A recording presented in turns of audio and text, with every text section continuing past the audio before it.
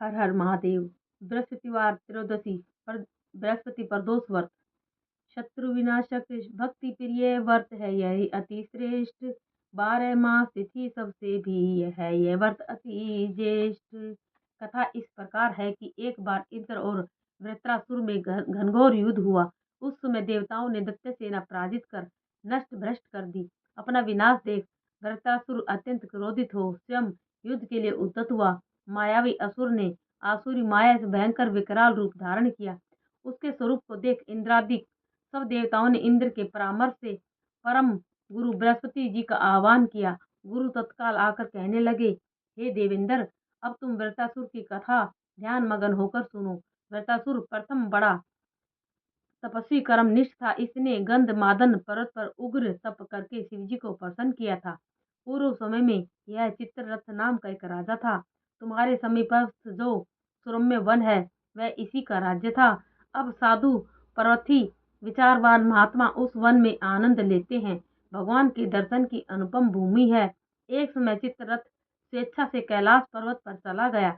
भगवान का स्वरूप और वाम अंग में जगदम्बा को विराजमान देख चित्ररथ हंसा और हाथ जोड़कर शिव शंकर से बोला, हे प्रभु, हम माया मोहित हो ऋषियों में फंसे रहने के कारण स्त्रियों के वशीभूत रहते हैं, किंतु देवलोक में ऐसा कहीं दृष्टिगोचर नहीं हुआ कि कोई स्त्री सही सभा में बैठे।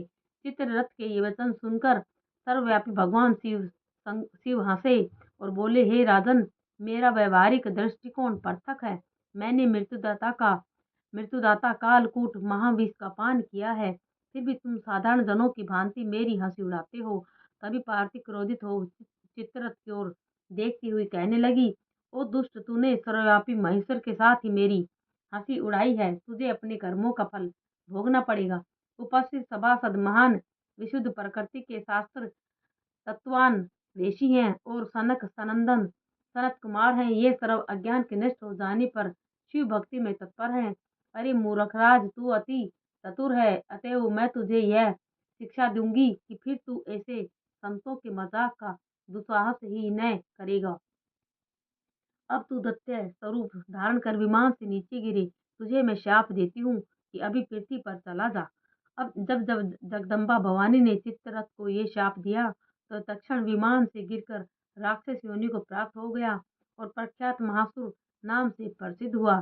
तवष्टा नामक ऋषि ने उसे श्रेष्ठ तप से उत्पन्न किया और अब वही वृत्रासुर शिव भक्ति में ब्रह्मचर्य से रहा। इस काल तुम इसे जीत नहीं सकते, अतः मेरे परामर्श से यह प्रदोष व्रत करो, जिससे महाबलशाली दैत्य पर विजय प्राप्त कर सको।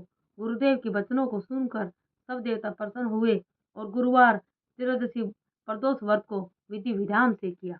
ओम नमो भगवते वासुदेवाय नमः।